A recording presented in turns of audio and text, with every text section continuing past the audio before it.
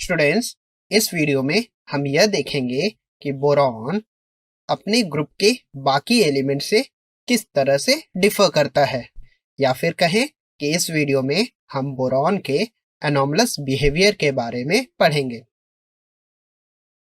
Boron group 13 में सबसे ऊपर होता है, जिसके कारण बोरॉन एटम का साइज सबसे कम होता है और इसकी इलेक्ट्रोनेगेटिविटी काफी ज्यादा होती है।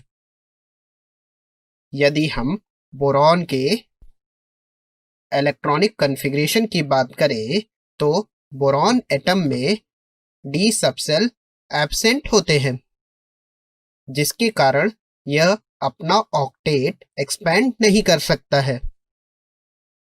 और इन्हीं तीनों मेजर रीजंस के कारण ही बोरॉन अपने ग्रुप के बाकी एलिमेंट से कुछ डिफरेंट प्रॉपर्टीज शो करता है।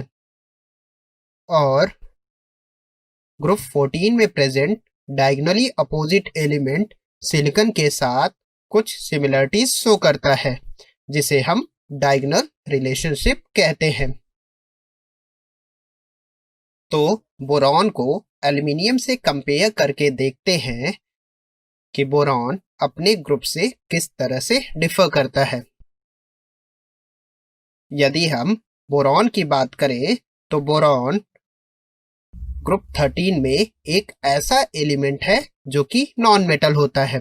वहीं एल्युमिनियम और बाकी एलिमेंट्स मेटालिक नेचर शो करते हैं।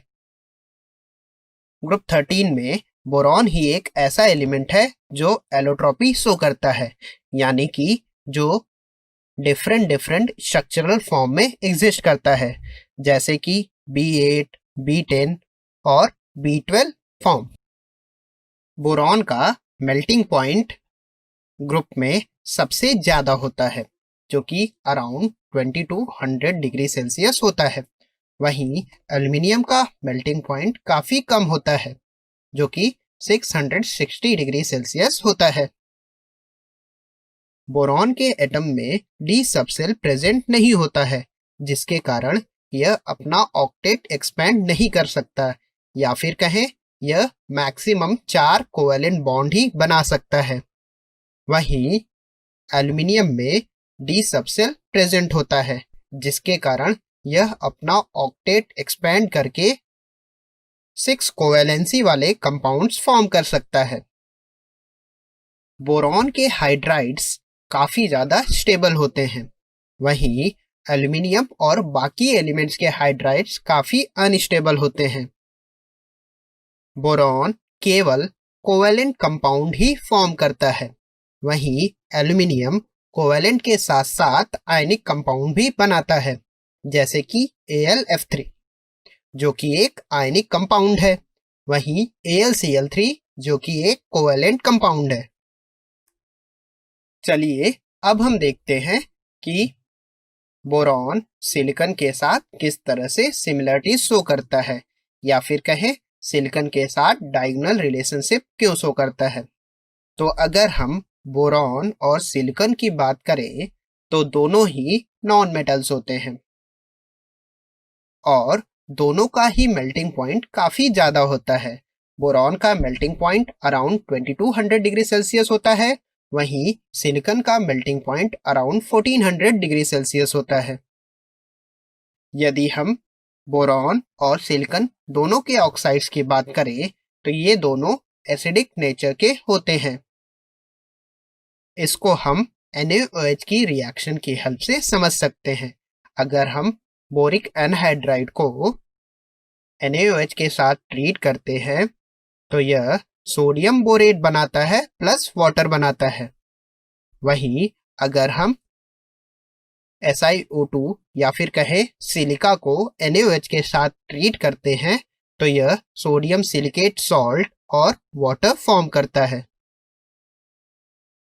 बोरॉन और सिलिकॉन दोनों के ही हैलाइड्स हाइड्रोलाइज होकर हमें करिस्पॉन्डिंग एसिड्स देते हैं, जिनको हम इस रिएक्शन से देख सकते हैं कि BlCl3 हाइड्रोलाइज होकर हमें बोरिक एसिड देता है, वहीं SiCl4 हाइड्रोलाइज होकर हमें सिलिकिक एसिड देता है। बोरॉन और सिलिकॉन दोनों के कार्बाइड्स बहुत ही हार्ड सब्सटेंस होते हैं और काफी लाइट वेट होते हैं, इसीलिए हम इनको बुलेट प्रूफ जैकेट्स बनाने में यूज करते हैं। चलिए, हमने इस टॉपिक में जो भी पढ़ा है उसको समराइज कर लेते हैं। हमने इस टॉपिक में ग्रुप 13 एलिमेंट्स के एटॉमिक साइज में ट्रेंड्स की बात करी, जो कि कुछ इस तरह से होता है। वहीं आयनाइजेशन एंथैल्पी में ट्रेंड कुछ इस तरह से मिलता है। यदि हम इलेक्ट्रोनेगेटिविटी में ट्रेंड की बात करें तो वह हमें कुछ यह मिलेगा। ग्रुप 13 के एलिमेंट्स E2O3 टाइप के ऑक्साइड्स बनाते हैं, जो कि हमें कुछ इस तरह से मिलते हैं। इसमें बोरॉन का ऑक्साइड एसिडिक नेचर का होता है, जबकि एल्युमिनियम और गैलियम के ऑक्साइड्स एम्फोटेरिक नेचर के होते हैं और इंडियम और थैलियम के ऑक्साइड्स बेसिक नेचर शो करते हैं। यदि हम बोरॉन के ट्राई हैलाइड्स में एसिडिक नेचर की बात करें तो उसका ऑर्डर हमें कुछ यह मिलता है। यदि हम ग्रुप 13 एलिमेंट्स के रिएक्शन की बात करें तो ग्रुप 13 के एलिमेंट्स एयर के साथ रिएक्ट करके हमें E2O3 टाइप के ऑक्साइड्स और En टाइप के नाइट्राइड्स देते हैं। यदि हम इन नाइट्राइड्स को हाइड्रोलाइज करते हैं तो ये हमें हाइड्रोक्साइड और अमोनिया गैस देते हैं।